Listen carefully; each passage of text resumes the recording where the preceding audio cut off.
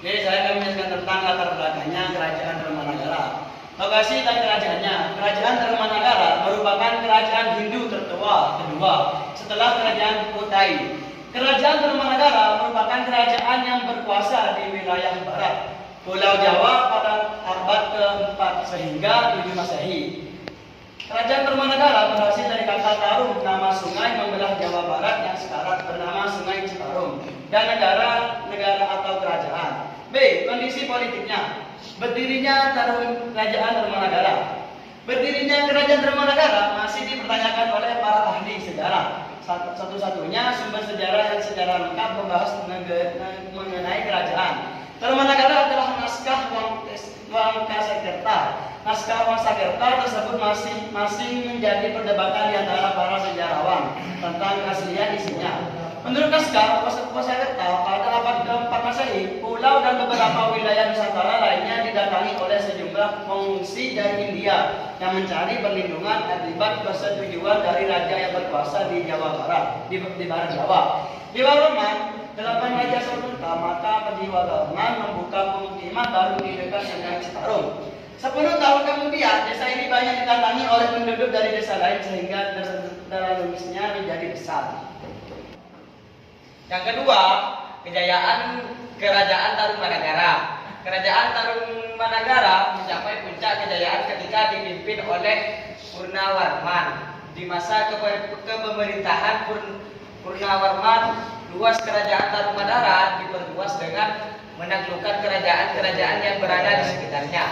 Tercatat luas Kerajaan Tarumanagara hampir sama dengan luas daerah Jawa Barat sekarang. Yang ketiga, keruntuhan Kerajaan Tarumanagara. Raja ke-12 Tarumanagara, Linggawarman, memiliki dua orang putri-putri pertamanya, bernama Dewi Manasih, yang kemudian menikah dengan Tarusbawa dan Soba Kencana, yang kemudian menjadi istri Daputa yang Sri Jayansa. Pendiri kerajaan Sriwijaya. Kepemimpinan kerajaan Tarumanagara selanjutnya jatuh pada suami Manasih, yaitu Tarusbawa. Pada masa pemerintahan Tarusbawa, pusat kerajaan Tarumanagara dipindah kerajaan sendiri, yaitu Kerajaan Sunda, kerajaan bawahan Tarumanagara, dan kemudian mengganti kerajaan Tarumanagara menjadi Kerajaan Sunda. Yang keempat, raja-raja Kerajaan Tarumanagara. Selama berdirinya Kerajaan Tarumanagara dari abad ke-4 sampai abad ke-7 Masehi, kerajaan tersebut pernah dipimpin oleh 12 orang raja, diantaranya Jayasingwarman 358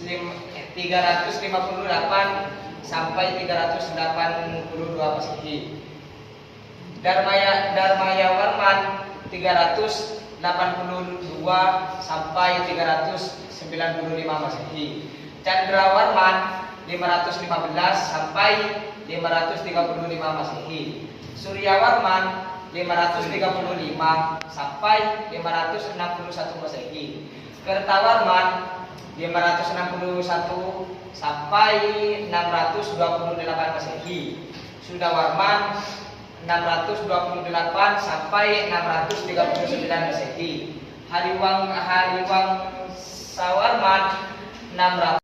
Sumber sejarah. Kerajaan Tarumanagara banyak meninggalkan bukti sejarah. Di antaranya ditemukan 7 buah prasasti, yaitu yang pertama, Prasasti Jarunerum yang ditemukan di Ciampea, Bogor. Pada prasasti tersebut terdapat ukiran laba-laba dan tapak kaki serta puisi beraksara Pallawa dan berbahasa Sanskerta.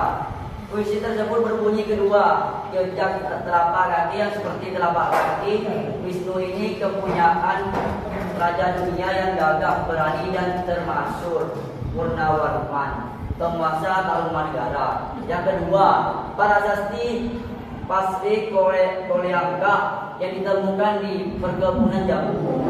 Prasasti ini juga sering disebut sebagai prasasti jambu. Prasasti jambu berisi yang termasuk serta setia kepada tugasnya, wilayah raja yang tiada tanya.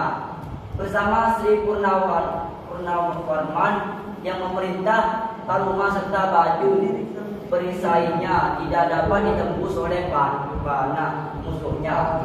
Kepunyaannya lah kedua jejak telapak kaki ini yang selalu berhasil menghancurkan benteng musuh yang selalu menghadiahkan jamuan kehormatan pada mereka yang setia kepadanya, tetapi merupakan duri bagi musuh-musuhnya. Yang ketiga, prasasti kebun opi yang ditemukan kampung Muara Hilir, Cibung Bulat. Ini prasasti kebun opi yakni ada dua kaki gajah yang disamakan dengan tapak kaki gajah Airawati. Gajah kendaraan Dewa Wisnu. Sedangkan prasasti jamur berisi tentang kegagahan Raja Purnawarma. Yang keempat, prasasti tubuh yang ditemukan di daerah Tugu, Jakarta. Yang kelima, prasasti pasir awi yang ditemukan di daerah Pasir Awi, Bogor. Yang keenam, prasasti Muara Cianten yang juga ditemukan di Bogor. Yang ketujuh, prasasti Cidang Hayam atau Lebak yang ditemukan di kampung Lebak pinggir sungai. Cidang Hayam, bandinglah banteng prasasti Cidang Hayam berisi inilah tanda keperwiraan, keagungan dan keberanian yang sungguh-sungguhnya dari Raja Dunia yang mulia Purnawarman yang menjadi panji sekalian raja. Selain dari prasasti, terdapat juga sumber-sumber lain yang berasal dari Cina. Di antaranya, satu, berita dari yang terdampar di Putih Jawa, Jawa. Tepatnya Tonomo trauma pada tahun 414.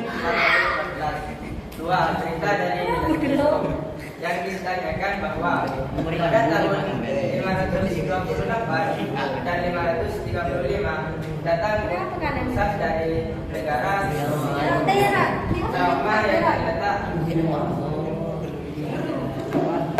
cerita dari Nasisu yang dinyatakan bahwa pada tahun 528 dan 535 datang utusan dari negara Tonomo Trauma yang terletak di sebuah perbukitan.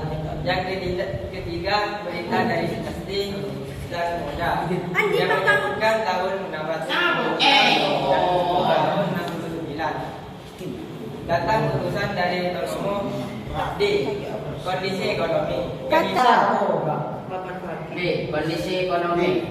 Kehidupan perekonomian masyarakat kondisi ekonomi, kehidupan perekonomian masyarakat Taruman Nagara adalah pertanian dan pertambangan. Ini dapat diketahui dari isi prasasti tabu, yakni tentang perbangunan atau pengalian saluran Gomati yang panjangnya 6.112 toba 12 km.